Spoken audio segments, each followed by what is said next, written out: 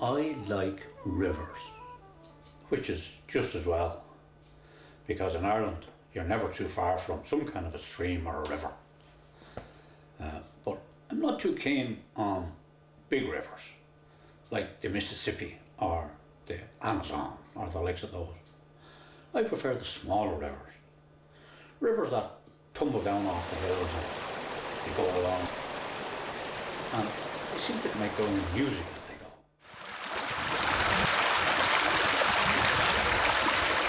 I was lucky enough to be born and brought up quite close to a river just like that, the River Dodder.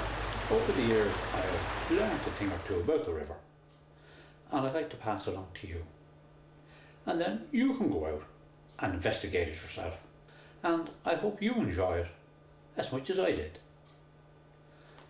Now, I suppose the best place to start is at the beginning. So come on, we'll go up the hills and I'll show you. Let's go.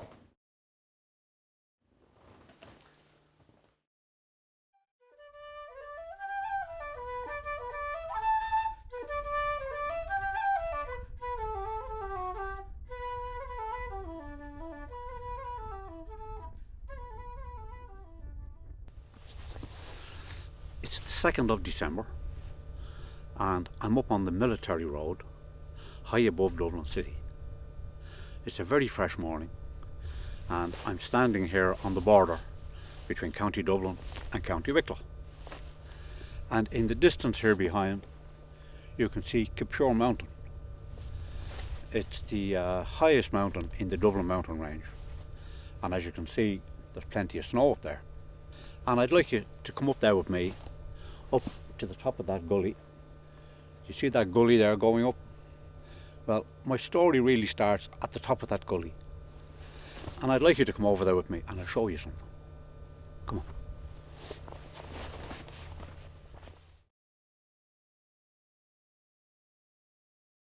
It's great to get out here onto the hills for a bit of a walk, but you must come prepared, because although we're only a short distance from town, the weather can change very quick on the mountain, and you must come prepared for it.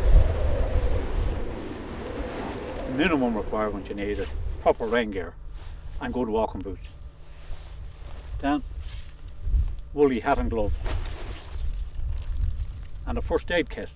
You never know what you might need.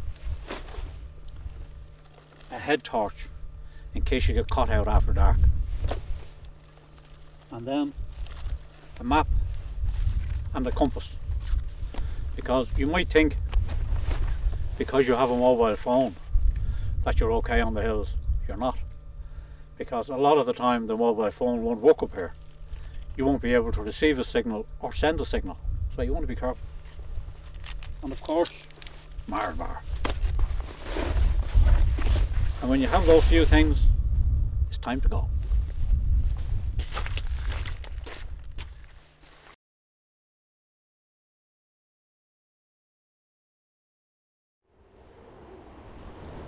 Far below you can see Red Deer sheltering from the wind, with Dublin in the distance, and to the west cloud coming in across Carrick Mountain, which doesn't augur well for the rest of the day. Almost there. For this altitude the breeze is very cold and the ground underfoot is frozen solid, and over there is where I want to go.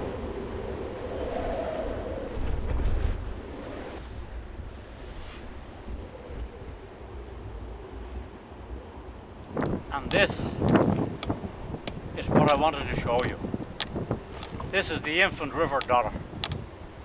But as you can see, at this altitude, a lot of it is frozen over. But at least we got to see it. Now I see a lot of clouds coming in and filling up the valley. And we won't linger long up here because there could be snowing. Time to go. You can see in places where the river is completely frozen over. In other places the river goes underground and then reappears further down.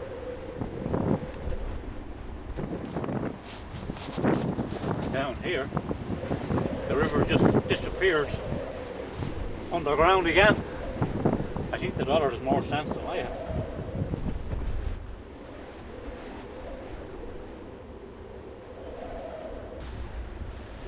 And further down, it's starting to flow again. Just like a real stream. In the distance, you can see the rain blowing across the hill there. It's not very nice.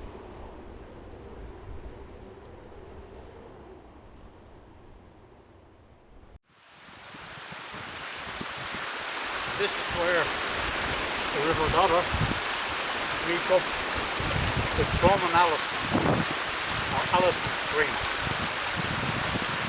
If you follow that stream up there into County Wicklow, about 800 metres into County Wicklow, you run out of flowing water. Now if you just went downhill slightly from there, you would meet a stream flowing in the opposite direction.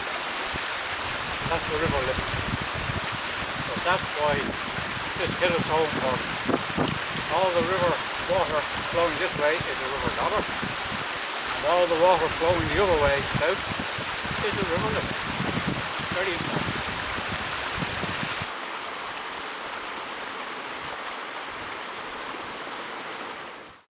The deer are starting to move. It was in this area, according to legend, where Uisín and the Fianna hunted the enchanted doe, and the mists came down and they were lost for a number of days. It must have been something like this. The rain is getting heavier and the wind is getting stronger, so I think it's time to go home. It's enough for one day.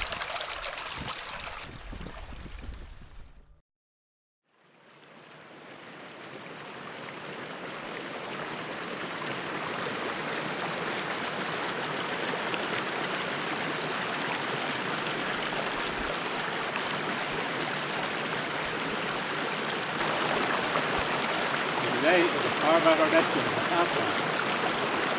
Here you have the River Dodder coming down on the right, and it's joined by Marines Brook. Now, if you follow Marines Brook up to the borders of County Dublin and Wicklow, you will come to an area where the historians believe the Great Cock or Ruin of Greenock.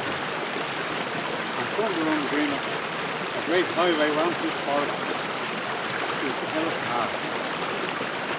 And I'm sure you can see it on the good outside.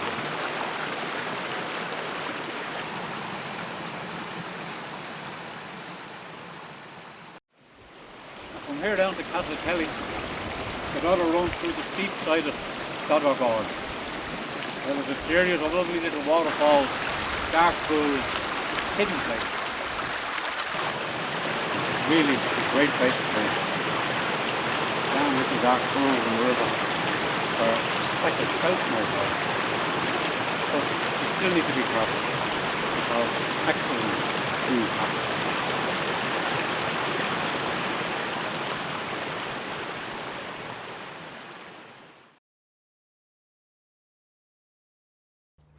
And from here, far below the Dodder Gorge, we come across the first indication of man's attempt to tame the river Dodder. And this is the area where man starts controlling the river Dodder. Below me is the first stone bridge in Castle Kelly.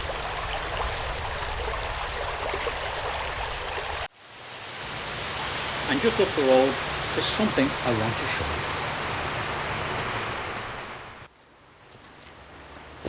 you. And this is Finmacool's Rock, situated between the River Dodder and the Cut Brook. And in that recess in it, there was a plaque at one time, and it read, Finmacool, one of the Irish giants, carried this stone on his shoulder from the opposite mountain on April the 1st, 1444. He was 9 foot 7 inches high and weighed 44 stone. I don't know where they got their information from, but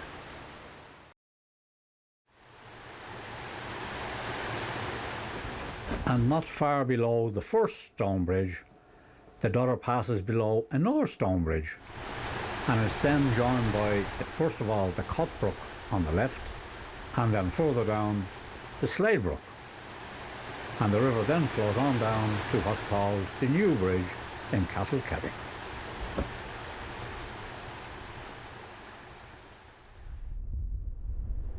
I'm back up on the military road, and it's a very cold and breezy morning, and I won't delay too long. I just came up here to recap on our journey so far, and if you look up there towards the summit of Capure, you could just about make out where we worked our way down, following the Dodder all the way. At the 400-metre mark, at the top of the Dodder Gorge, we were joined by Maureen's Brook, and I've heard this area referred to as Bunlet Tree Thrum, and it's a good name because Maureen's Brook is actually two streams coming together just before they flow into the River Dodder. From there we went on down through the Dodder Gorge and down to Castlekelly, and there we saw where the Dodder was diverted from its natural course and channeled across to the western side of the valley, and there we followed it down below the slopes of Carrick Mountain on down to what's called the New Bridge in Castlekelly. As I said before, all the water on this side of the mountain flows into the River Dodder, and the River Dodder makes a fairly quick run down to Ringsend, a journey of less than 20 miles.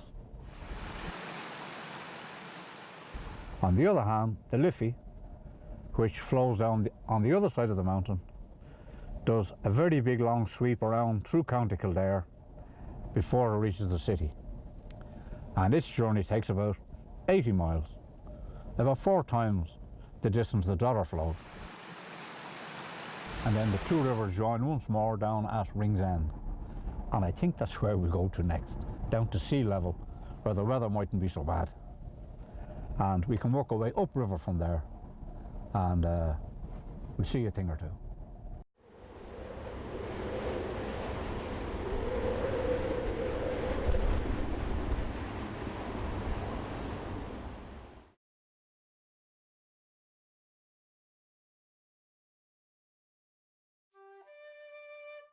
Dublin Corporation, a decree of 1454. All men and women of Irish blood, whether nuns, clerics, journeymen, apprentices, servants, beggars, etc., must quit the city within 4 weeks. Any of the above found within the city gates risk forfeiture of all goods or imprisonment.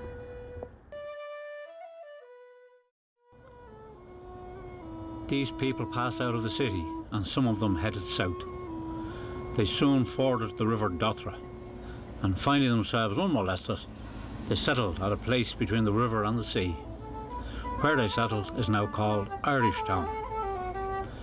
Close by was the Ren Owen, the end point of the tide, Ringsend.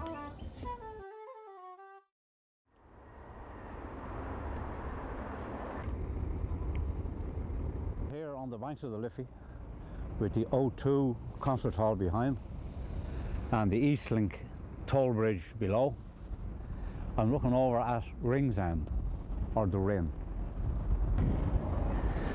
And over there is the last bridge on the River Dodder, with a very impressive Aviva Stadium in the background. And in that area there is where Cromwell and his army landed. I wonder what the locals thought of them. So here you have the River Dodder mixing with the water from the Grand Canal, and they in turn meet the River Liffey and the salty water of Dublin Bay.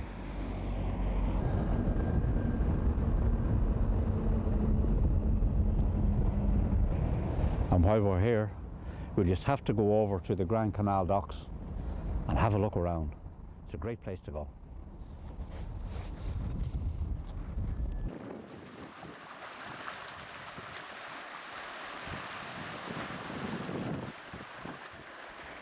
And in days gone by, both sides of the river here will be lined with boats.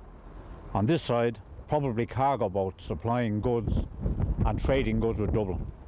On the far side, a great fishing industry has started up, and there was boat building, net making, rope making, and even a salt works further over towards Sandymount. So all in all, it was a very busy area for hundreds of years, but it's hard to credit that today. And below here, there's someone enjoying a fish supper. I don't want to disturb them, so we'll move over to the Grand Canal dock.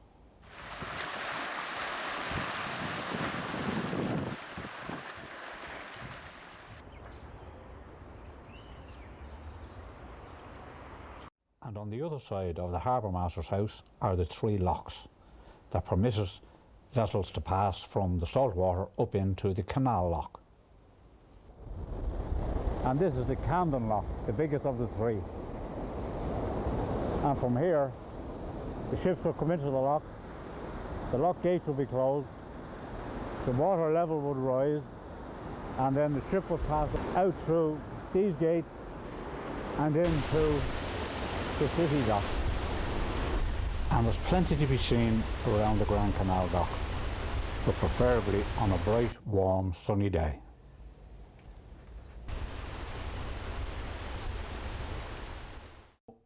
With the Brent geese in sheltering from the easterly gales, we'll move back over onto the river. The old Gaelic name for the Dodder seems to be Dodder, and that would indicate turbulent or flooding or the likes of that. And the bridge here behind me, the last bridge on the River Dodder, was washed away at least 4 times before this one was built, and so far seems to have stood the test of time. And I wonder if that's one of Cromwell's boats. There may have been clamping in those days too. And now we'll just take a quick trip up to the second bridge on the River Dodder, which goes by the unlikely name of London Bridge.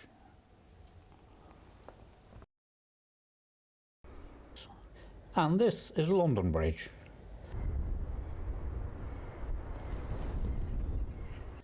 And just below the bridge is the pumping station. And what looks like some kind of a weighbridge here. I noticed the name Avery is on it, but that's for someone else to investigate.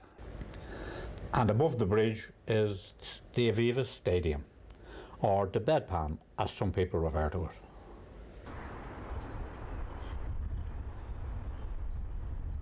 And on this side of the river you can see where the floodgates are being closed.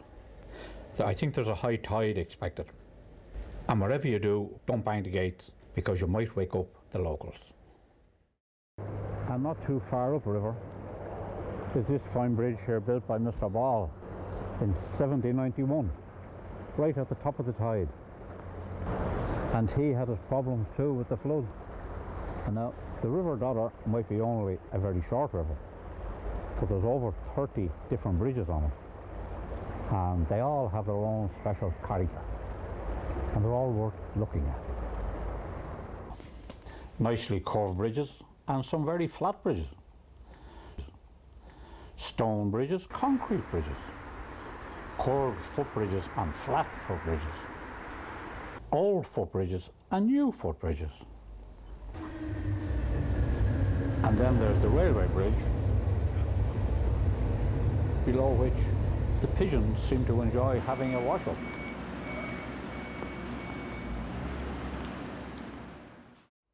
And one very tall bridge, and this one was drilled in order to be blown up during the Second World War, and it's a good job it wasn't, because the Lewis ones are across it now. And there's even a motorway bridge, which is really several bridges spanning the river. So there you are, plenty of bridges, and each one special in its own way. In 1941, the Abercrombie report was published, and in it recommended that linear parks should be created wherever possible along by the banks of the River Dodder, in order that the citizens of the city could get out and enjoy their river.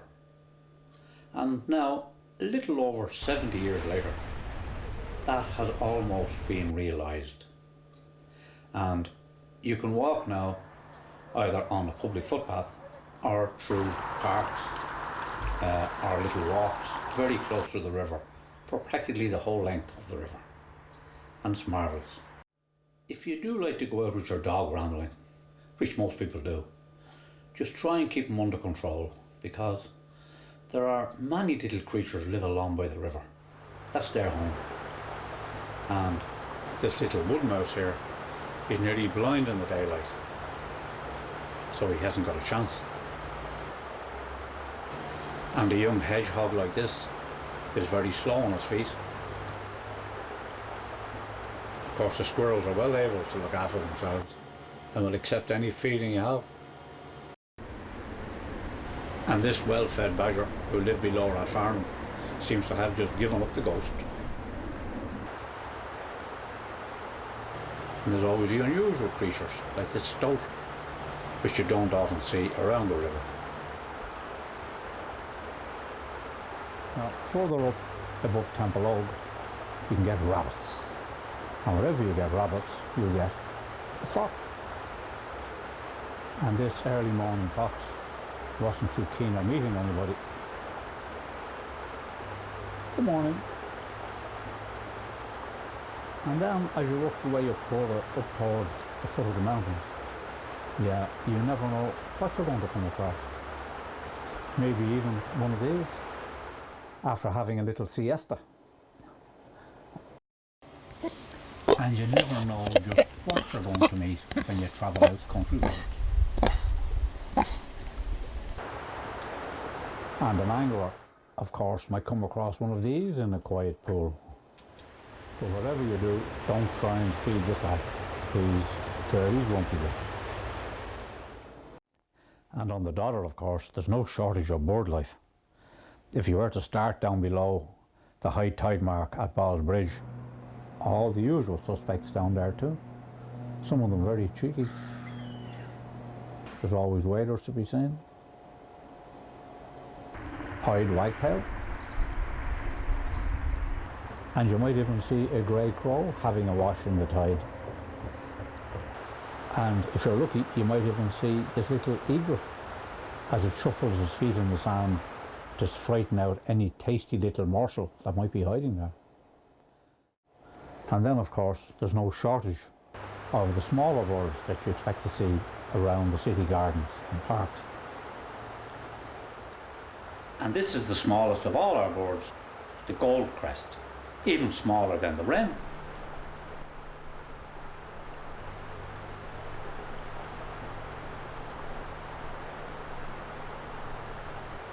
There's always the unusual one, like this jay, which you don't see too often.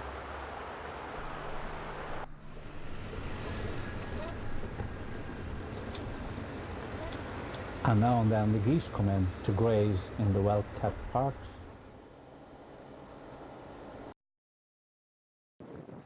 And on the banks of the Dodder itself, you have these sand martins. Always the unusual, like this mottled crow. You don't often see that around. And then when the weather gets really bad, it's really hard to find someone that'll give you a bit of heat.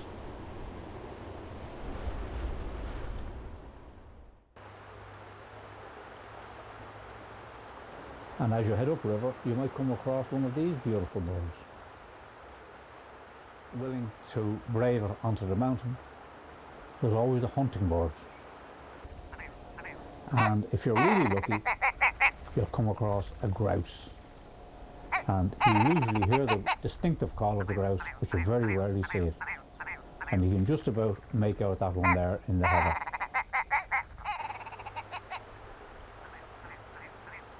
And in recent times, you'd be likely to come across a buzzard, fine big bird. But of course, mind where you walk, because you might disturb one of these guys.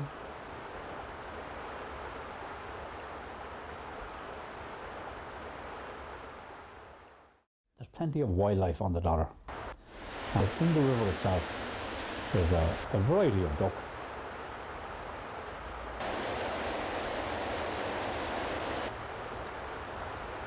There's also some birds like to have a real bird's eye view of the river.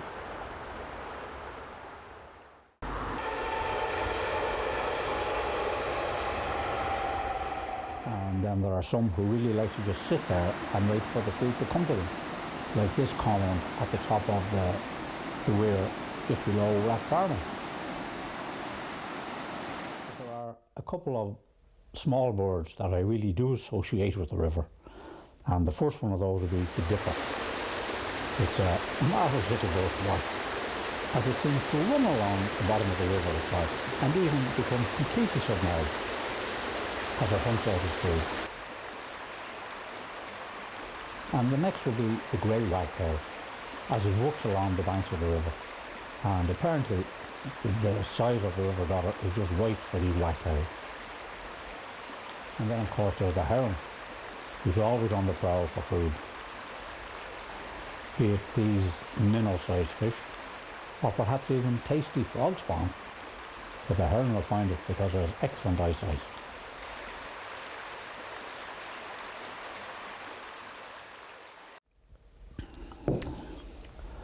Well, there you have it.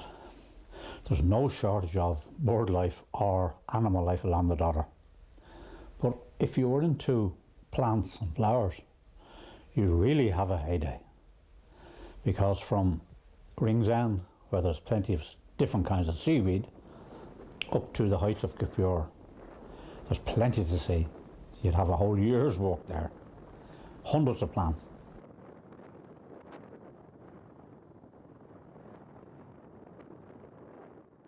There are even some very small alpine plants. But you'll really have to search around to find those little flowers. And then of course there's the moss and ferns of different sorts. Of course bog cotton. And there are 3 different kinds of heather as you come down to different levels on the mountain. If you're into rocks, there's no shortage up here on the mountain. And this rock here seems to have a whole mixture of material embedded in it. And in these layers there must be an awful lot of mountain history. So there's plenty to be seen, even at this level, and all the way down the mountain. There's plenty to be looked at. And of course then there's always the nature's art, where wind and rain have shaped these turf stacks.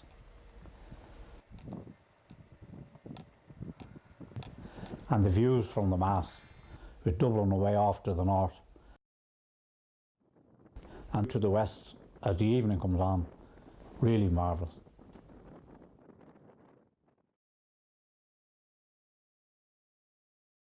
And as you ramble along the river, you'll probably notice a lot of waterfalls and weirs. They're a big attraction. But they weren't put there for you and I to admire. They were all built with a special purpose in mind. And that was to hold the water back and to create pools above them, so as that water could be used for man's own use. And there's none of them more important than this waterfall here at Fairhouse. And I just have to tell you about that. 750 years ago, Dublin was a lot smaller than what it is now.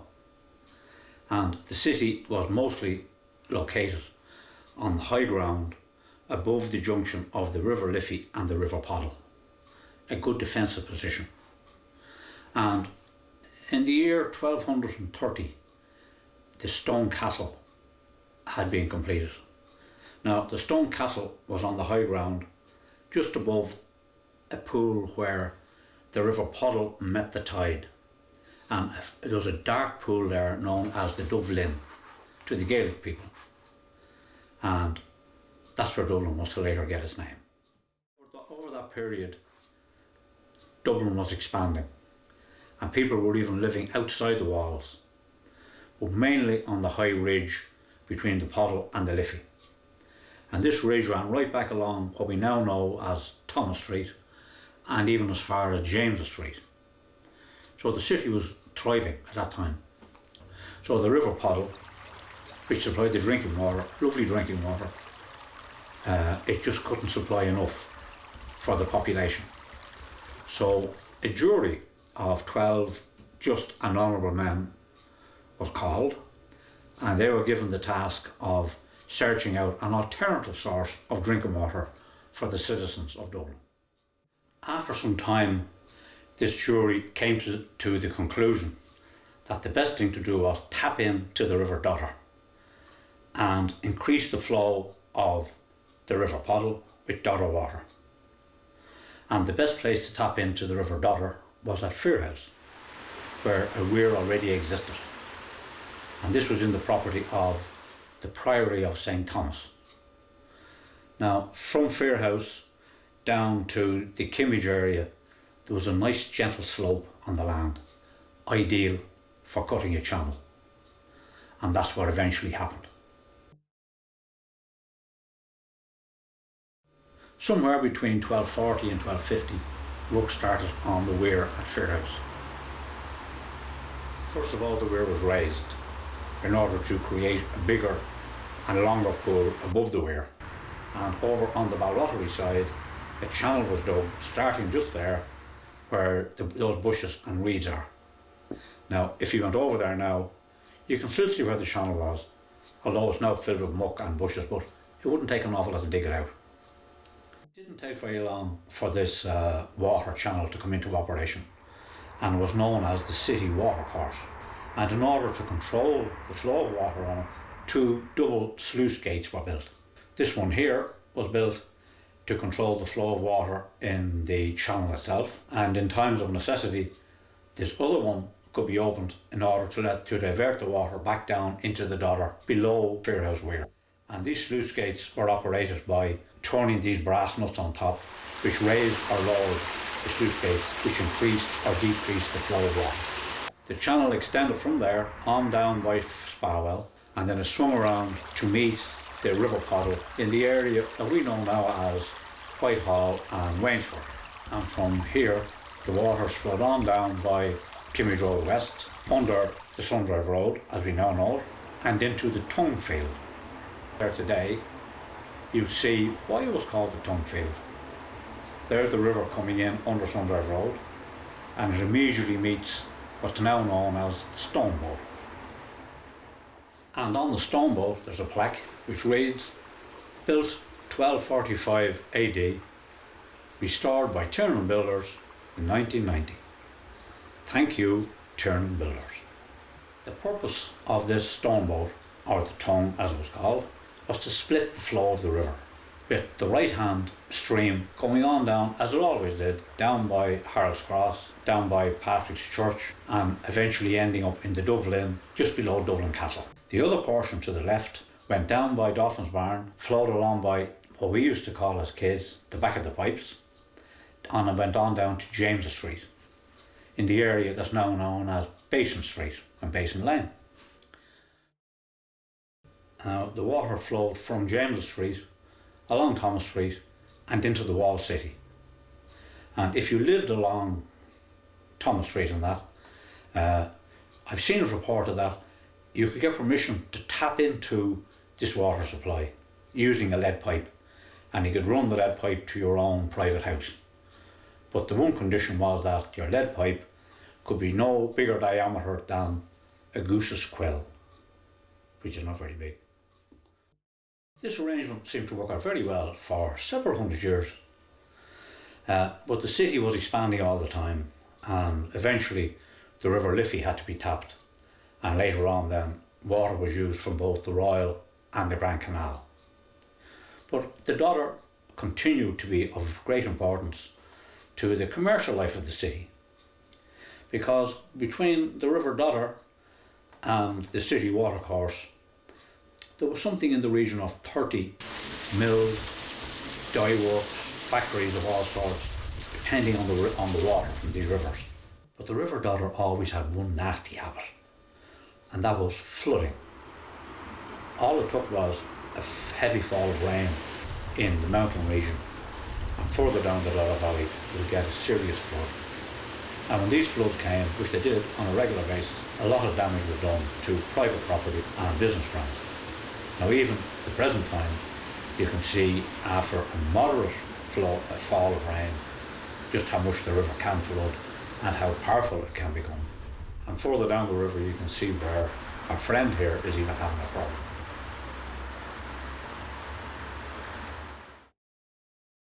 so in the 1700s and 1800s there were so many floods occurring that it was decided to try and do something about it. So an investigation was carried out, and it was decided that the best thing to do was build a dam up in the very steep sided Glenismall in the Dublin Mountains. The idea of this dam was, if floods occurred in the mountains, this dam would hold back the flood waters, and then at a later stage, when there would be a drought on and the river would normally only be a little dribble, that this water could be released in a regulated way, and it would keep the factories working and everyone would be happy. Nothing happened for the next 40 years. And then in the early 1880s, the problem was looked at again. As it so happened, at the same time, the commissioners of Rathmines and Rathgar were casting around for another source of drinking water to the one that they had. And they decided on Glenismall as well. But there were two problems about using Dodder water for drinking. One was that it had a lovely peaty brown colour of it, so much beloved by trout and anglers, but the filtering system at that period wasn't able to cope with this, so that wasn't suitable. The next was that because the water flowed down over a lot of granite, it had a kind of a chemical in it, or an acid, which would corrode the cast iron pipes then in use, so that wasn't good either. So therefore it was decided that two dams had to be built. The upper dam would hold back drinking water, which would be taken from other streams, not from the Dodder, and the Dodder would have to bypass the top reservoir, and then another dam would be built further down, and that would trap the waters of the Dodder. So eventually this was agreed on, and in about 1883 work started on this scheme. The builders had their problems because number one, the Dodder was flooding fairly frequently, but also when they went to anchor these dams in the sides of the valley, they found that the glacial till there was causing a problem, because you wouldn't know what you were going to hit when you dug into the side of the valley. But eventually the job was completed, and it worked for 100 years after that without any problem. And so this brings us back up to where we finished up earlier on at the new bridge in Castlekelly, because we saw up there where the Dodder was diverted across to the other side of the valley in order to miss the top reservoir. So I think we'll pick it up from there.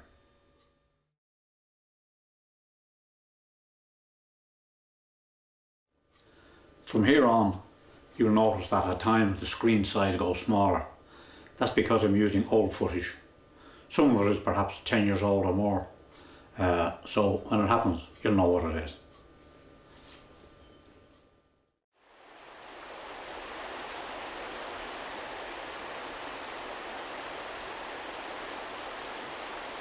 And looking downstream from here, the new bridge in Castlekelly looks actually like 2 or even 3 bridges. But officially it's 2 bridges, and every bridge nowadays has to have its own number, so it's 2 bridges.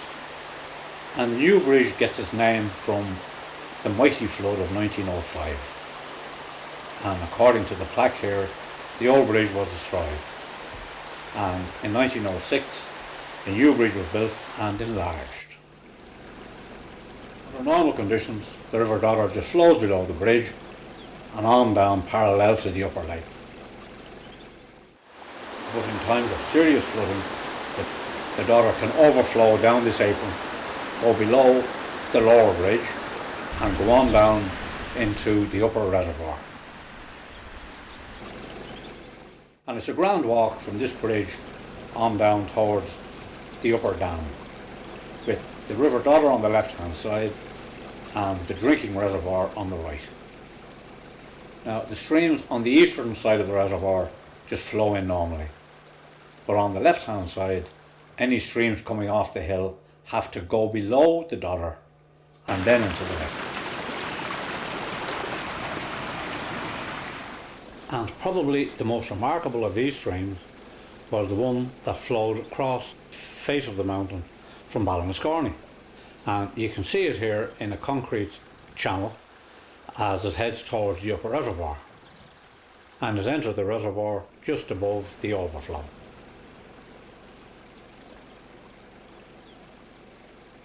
And from the dam, you can see in the distance the Dodder gorge that we follow down in the earlier part of our journey. And on the right, you can see the safety overflow where the waters of the reservoir can flow out into the River Dodder. And out there is the valve house, approximately 70 feet high. The valve house controls the flow of water in steel pipes which go right through under the foot of the dam. And the smallest of these pipes carrying the drinking water continued on down the western side of Glenismall, and here you can see it crossing the River Dodder just below Fort Bridge as it heads on to the filter beds in Ballyball.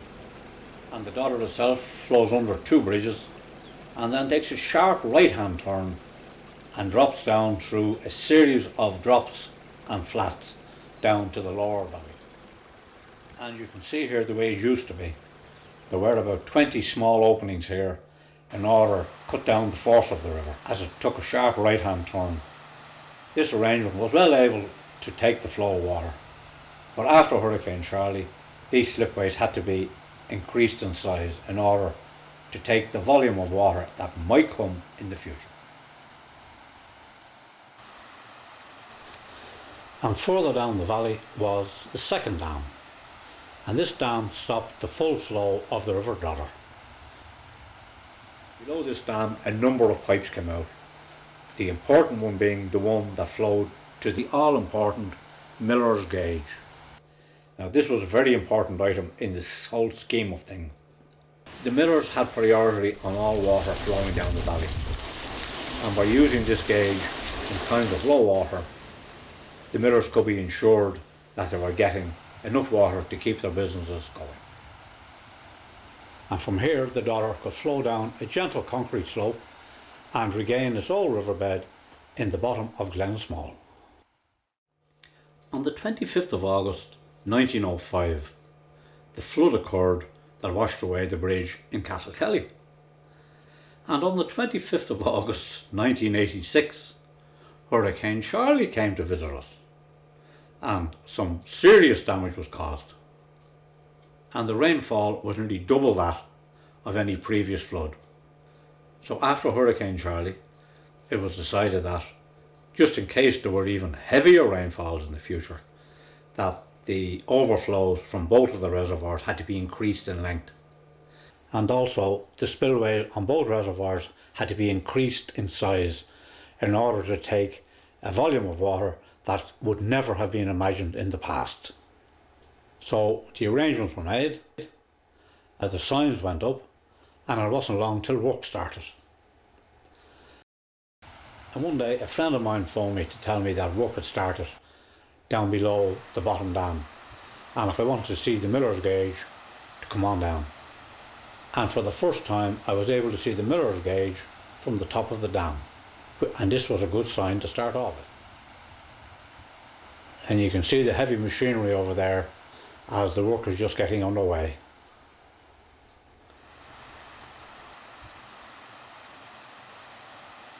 It was some time later before I got the opportunity to go down again and have a look at the work. You can see here where the level of the upper reservoir has been dropped considerably in order for work to go ahead. Mother Nature here has taken over, with plants growing over huge areas where before there was water, and even bumblebees have moved in. And while down below at the dam, great progress was being made. The new bridge leading to the dam is well supported.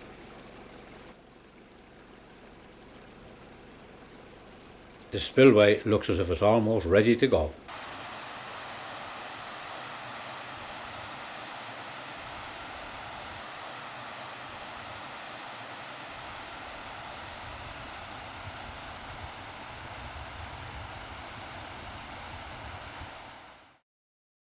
And 20 years after Hurricane Charlie, the operation was completed.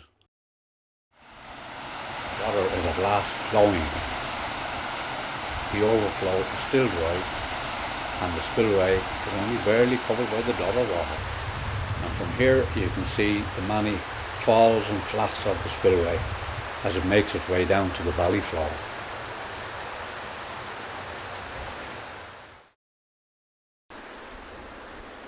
Sometime later, when there was a flood on, I came down for another look. And you can see the Dodder there overflowing the apron and going on down into the top reservoir. And the level of water in the bypass channel is well up. And down below, the safety overflow is well covered. And the spillway is well able to cover. And when you look back at the old spillway, it looks very small indeed. But there are many books out about South County Dublin and Rathfarnham and Tallaght and all that. But there's one book here that especially deals with the Dodder. A great book by Christopher Moriarty, Down the Dodder. And there's a lot of information in that. And I see here on page 105 that there are two geological fault lines crossing the River Dodder. One at Springfield Bridge, just at the upper end of Bushy Park, and the other one up above Old Bond Bridge. So if you happen to be down that way, perhaps looking at the water pipe that brings the Liffey water from Saggart to Ballyboden, it must be just somewhere upstream from that. But if you are down that way, there's a good place there to park your bike. You'll see it on the far side. As you can see, most of the video footage was recorded over the last winter. And it's now April. And I thought we would have been finished by now. But at the end of March, as you'll see here, we had a fairly severe fall of snow. And that delayed things a bit. It's the 28th of March 2013 and there were snow warnings on the television last night and they were right. This week last year I sat there on the bench and I heard on the same telly that there was temperatures of over 20 degrees, so I came over here to check this thermometer and it said 25 degrees exactly. Today it's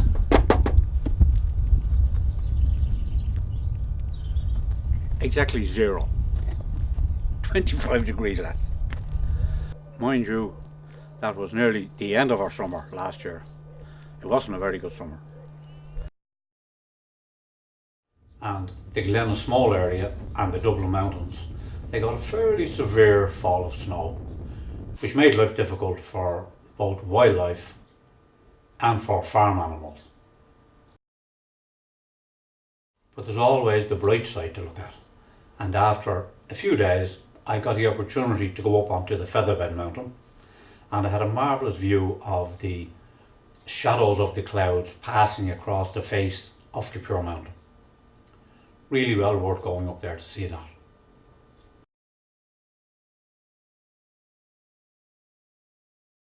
And even our long winter had to come to an end sometime. Indeed, the snow was hardly melted and the flowers are pushing their way up. The buds are out on the trees.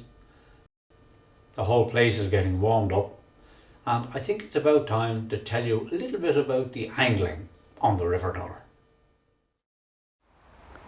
And if you do decide that you want to fish the River Dodder, you first of all join the Dodder Anglers Association. Now, the association has been on the go for over 50 years, so they have a fair idea by now what's required to look after the river and the anglers. When you join the association, you'll get your membership card, and there are a number of simple rules to follow here. But for anglers, probably the most important one is the return of undersized fish to river and the lakes, because this way you ensure future generations of fish. And of course that's where fly fishing comes into its own, because when you do get a fish on the fly, it's usually just lightly hooked around the lip, and therefore the hook is easily removed, and using a wet hand it's easy enough to put the fish back into the river or the lake with very little damage done. And after joining the club, the next decision to make is where you want to fish. What do you want to fish for? You see, you could divide the river up into 3 different sections. The lower or tidal area, then you have the centre section, the river itself, and then up in Glen you have reservoir or lake fishing. So you see, you have a great variety there. So I'll just tell you a little bit about each one of them, and you can decide yourself. Down in the lower tidal area, there's mainly mullet fishing, and there are fine big shoals of fish there too, and there's some real big fish among them, and there surely must be a specimen fish in there somewhere. Fine big fish. Now, mullet live on plankton, and therefore they're fairly hard to catch, and they usually fish for using small pieces of bread or even lugworm, small pieces of lugworm on a single hook, and it can be quite successful. And those mullet, they certainly know how to fight fine fish.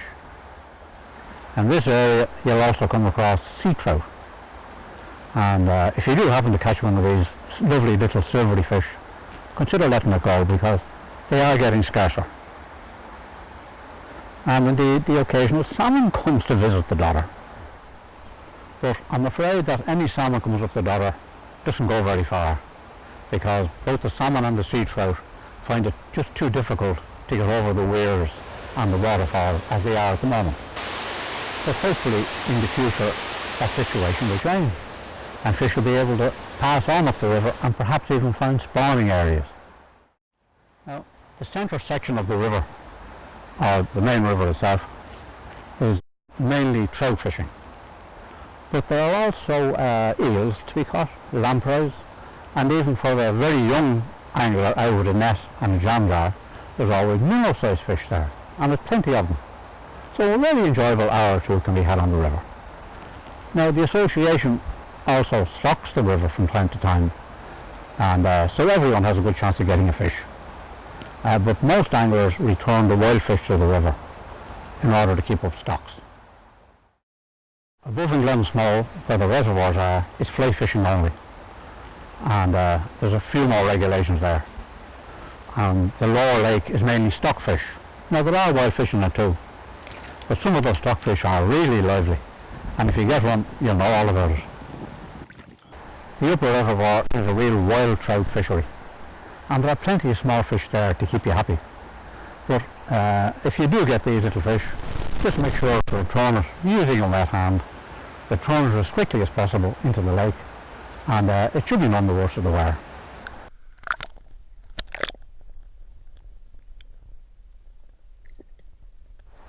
And if you do happen to get a bigger fish, just handle it carefully too, because it just might return itself to the lake and you'll have no say in the matter. So there you have a general outline of the river and the angling. So if you'll just excuse me now, there's a certain trout over here that I have an appointment with, and I don't want to keep him wait. Come on.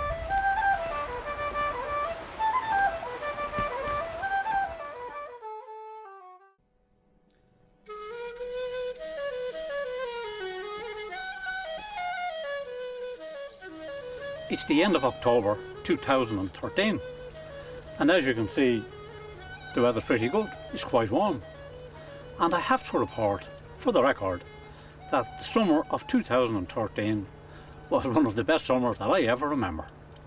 With plenty of sunshine and warmth, but also just enough rain for it to keep both the trout and the farmers happy. All in all, a summer to remember. Now, I didn't come all the way up here to talk about the weather. What I really wanted to do was just give you a little taste of the history that's all along by the River Dodder. And then you can go and search it up and research it yourself. And how about starting with the Stone Age, for example? It would seem that one of the first people to inhabit Ireland settled in this area of South County Dublin. Now, we have very little to show for their passing, other than their burial chambers. And if you go along all the Dublin mountains, on the very tops of them, you'll find burial chambers of one description or another. And probably the best one of those is over there behind Seafin Mountain on Seafin. You'll find a passage grave, and it's well worth a little effort to go and have a look at it. Now, if you're into graves and that kind of thing, you can always go down to Glenismole, and just above the upper reservoir you'll find St Anne's graveyard, very old graveyard, and it's worth going there to have a look at it. It's marvellous how the old storytellers could blend fact and fiction in order to come up with a good yarn. And the legends of Finn McCool, Usheen and the Fianna are a perfect example of that. Now, Glenismole here, they're mentioned in a big way in a lot of the legends of Finn. And even the mountains over there have the name Finn mentioned in them some way. But I'm afraid the legends of Finn McCool will have to wait for another day. The breeze is getting stronger. In the winter of 1592, 3 of the most important prisoners in Dublin Castle at the time escaped. That was Red Hugh O'Donnell, Art and Henry O'Neill. And there to meet them on the outside was a trusted guide sent by Fiach McHugh O'Byrne, a man by the name of Edward Eustace. Now, he had already supplied them with a rope and a file so they could cut their chains and then come down on the outside of the tower. First of all, they followed the River Poddle out of the city, crossed the Pale Ditch somewhere, and then followed the River Dodder all the way up along through here, through Glenismole, and right up and across the western slopes of Capure Mountain. And from there they headed on down to West Wicklow and Fiach McHugh O'Byrne territory. And the rest of that story is for you to investigate. And if you're feeling fit, most years in January, a group of hardy walkers leave Dublin Castle and they walk all the way down to Glenmalure just to commemorate the Great Escape. But you want to be feeling fit and be well equipped.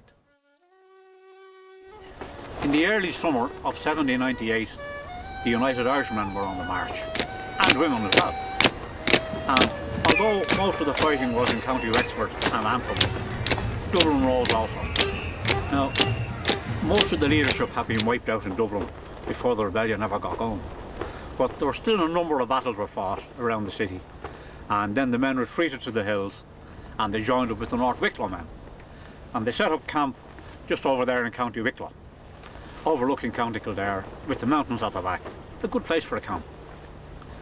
And the man in charge there was a man by the name of Francis McMahon, and he was pretty good because they seemed to control the whole area around there and here also. Now, pike seemed to do pretty good against foot soldiers and charging cavalry, but I'm afraid against muskets and cannons, not very good. So in Wexford, after the big battles were over, a lot of the survivors retreated to the camp there in North Wicklow. And one of those people who came to the camp was a rebel commander by the name of Joseph Holt. His family home was down near Roundwood in County Wicklow, and it had been burnt out and destroyed. And his family had to come and live with Holt's brother in Bornabrina, in what was referred to as the chapel house or the chapter house, Bornabrina. And Holt apparently visited the area on a number of occasions. So this whole area must have been fairly busy around that time. Joseph Holt was probably one of the last leaders to surrender, and he was sent to Australia. But many years later he was permitted to return to Ireland, but that's all another story. Now, 5 years after 1798, Robert Emmet had another go at rebellion. But unfortunately he was forced to rise before he was really prepared. There had been an explosion in one of his armaments factories, so he had to move. Now, first of all, he marched along Thomas Street, and there he read out some of his proclamation. And when the crowds realised that there was no arms going to be supplied, a lot of them went home. But so Emmet realised that he was going nowhere, so he fired a rocket to indicate to the other units around the city that the rebellion was off. And then with a small group of men, he headed out to Rathfarnham. First of all, they went to Butterfield Lane, where they dumped some papers and arms, and he was hoping to meet Michael Dwyer.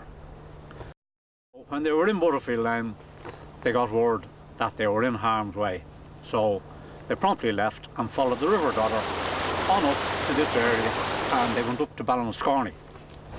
Now in Ballinascorney, they spent the first night in Doyle's small cottage.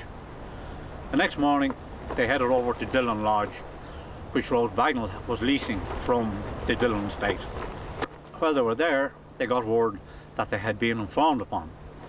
So they left and they spent that night out in the open in a secluded valley close by. Now, the next day, they obviously felt in need of refreshments. So they headed across to Piperstown, where William Carney had a pub. Now, William Carney himself had been out in 1798, so they were sure of a welcome there. Now, the party would have passed down the western slope of the valley, and they would have crossed the River Dodder down in the steep side of Glenismall, just about where the upper dam is now. And then they went up the eastern side of the valley, up to Piperstown, to Carney's pub. And while they were in Carney's, the pub was surrounded by military and yeomen, and only for quick thinking by Mrs. Carney and Mr. Carney, there would have been a serious shootout, no doubt about it. But the church party was fobbed off, and they left about their business. And Emma's group then passed down, back across the valley, back to Rose Bagnall's, and what happened to Robert Emmet after that, well, it's all history.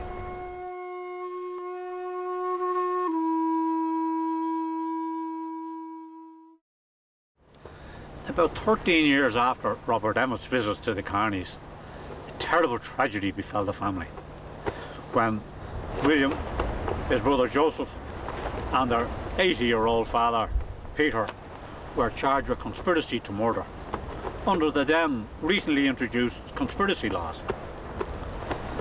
They went on trial and they were found guilty, of course. And they were brought by carriage from Kilmainham to Bonabrina.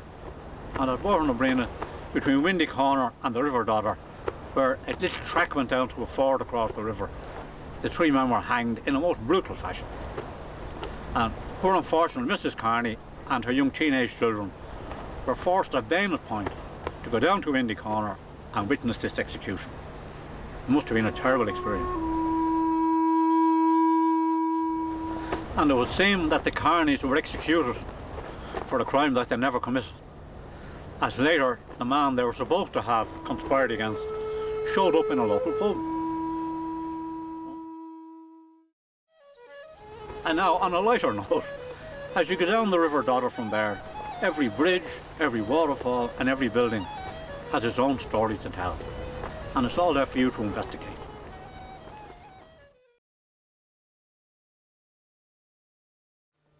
And now, just before I finish up, I'd like to express my sense of gratitude to the various individuals and organisations who have done so much over the years to make the Dodder what it is today. You have the Dublin County Council, Dublin Corporation, the Waterworks Department, of course. You have various fisheries bodies over the years, Dodder Valley Residents Association, the Dodder Anglers, of course, who've been on the go since 1958, and they've done marvellous work in chasing out polluters and other wrongdoers wherever they can find them. And then, of course, there's the people who give up their time. At least once a year, there's a clean-up on the Dodder. So if you want to give a hand, you can always join in.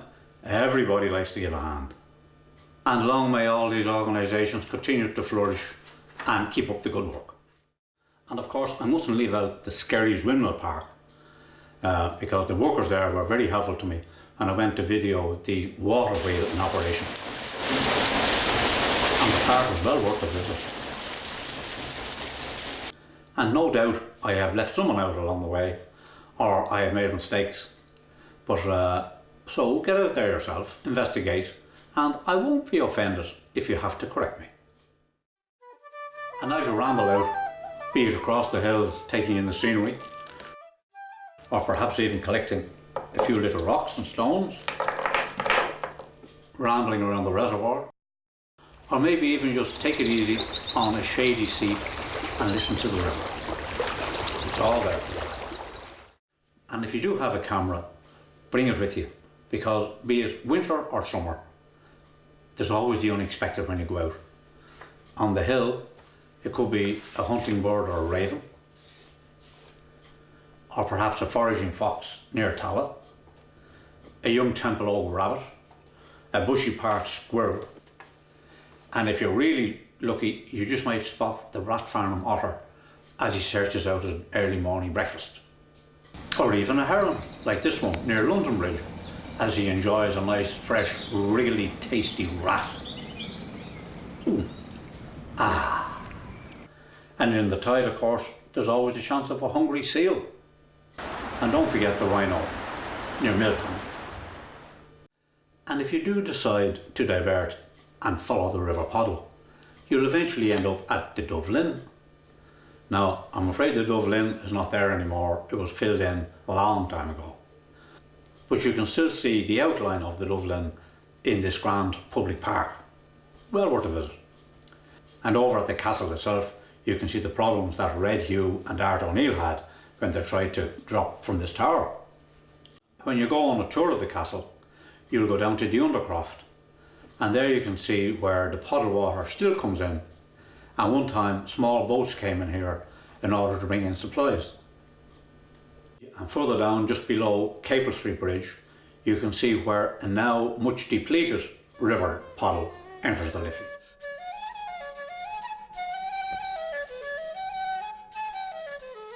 And you may as well follow the river on down, past Ringsend, and down to where the crafty Mr. Pigeon made tea and sandwiches for the unfortunate weary travellers coming off the packet ships from England.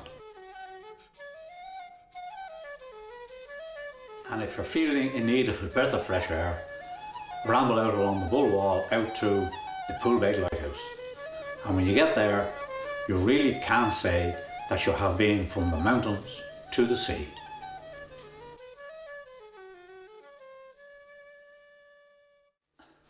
And now the most important thing is for you to get out there and enjoy the river and enjoy the various parks and walks along by the river.